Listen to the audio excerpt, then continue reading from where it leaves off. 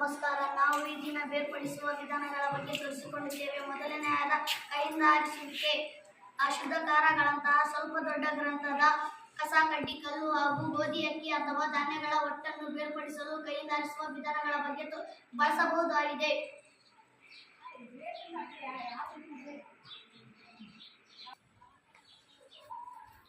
ಬಡಿಯುವಿಕೆ. ಧಾನ್ಯಗಳನ್ನು ಪೈರುಗಳಿಂದ ಬೇರ್ಪಡಿಸಬಹುದಾದ ಕ್ರಿಯೆ. ಬಡಿಯುವಿಕೆ ಎತ್ತು ಮತ್ತು ಯಂತ್ರದ ಸಹಾಯದಿಂದ ಧಾನ್ಯಗಳ ಬೀಜಗಳನ್ನು ಬೇರ್ಪಡಿಸಬಹುದು. ಮಿಶ್ರಣದ ಘಟಕಗಳನ್ನು ಬೇರ್ಪಡಿಸುವ ಈ ವಿಧಾನವನ್ನು ತುರುವಿಕೆ ಎನ್ನುವುದು. ಬೀಸುವ ಗಾಳಿಯ ಸಹಾಯದಿಂದ ಒಂದು ಮಿಶ್ರಣದಲ್ಲಿರುವ ಹಗುರವಾದ ಮತ್ತು ಭಾರವಾದ ಘಟಕಗಳನ್ನು ಬೇರ್ಪಡಿಸಲು ತುರುವಿಕೆಯನ್ನು ಬಳಸಲಾಗುತ್ತದೆ.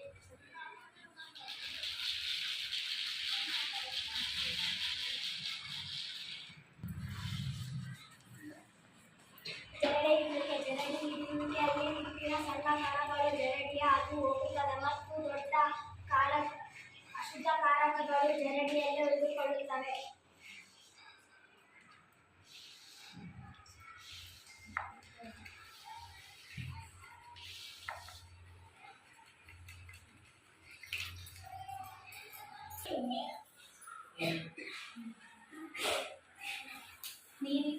ನೀರನ್ನು ಹಾಕಿದಾಗ ಮಿಶ್ರಣದಲ್ಲಿರುವ ಭಾರವಾದ ಘಟಕವು ತಳಭಾಗದಲ್ಲೇ ಉಳಿಯುವ ಕ್ರಿಯೆಯನ್ನು ಗುರುತ್ಬಲದಿಂದ ಬೇರ್ಪಡಿಸುವಿಕೆ ಎನ್ನುವರು. ನೀರನ್ನು ತೆಗೆಯುವ ಕ್ರಿಯೆಯನ್ನು ಬಸಿಯುವಿಕೆ ಎನ್ನುವರು. ಉದಾಹರಣೆ: ಅಕ್ಕಿಯಲ್ಲಿ ನೀರನ್ನು ಹಾಕಿ ಬಸಿಯುವುದು.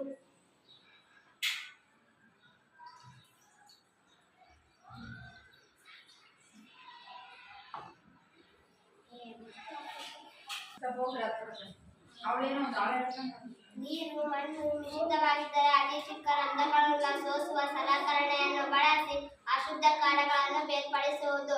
ಸೋಸು ಕಾಗದ ಈ ರೀತಿಯ ಸೂಕ್ಷ್ಮ ರಂಧ್ರಗಳನ್ನು ಹೊಂದಿರುವಂತಾಗಿದೆ. ಉದಾಹರಣೆ: ಖೋವಾ, ಗಿಣ್ಣು, ಪನ್ನೀರ್ ತಯಾರಿಸುವಾಗ ಈ ವಿಧಾನವನ್ನು ಬಳಸುತ್ತಾರೆ.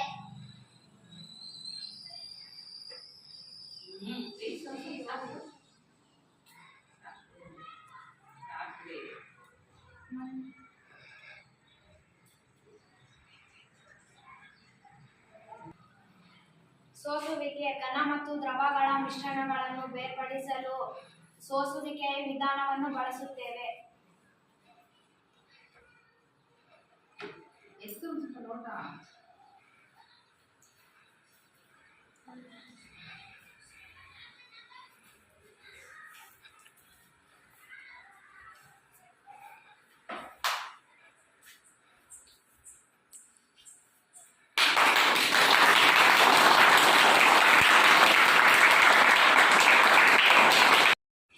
ಕೈಯಿಂದ ಆರಿಸುವಿಕೆ, ಬಡಿಯುವಿಕೆ, ತೂರುವಿಕೆ, ಜರಡಿ ಹಿಡಿಯುವಿಕೆ, ಗುರುತ್ವ ಬಲದಿಂದ ಬೇರ್ಪಡಿಸುವಿಕೆ, ಸೋಸುವಿಕೆ.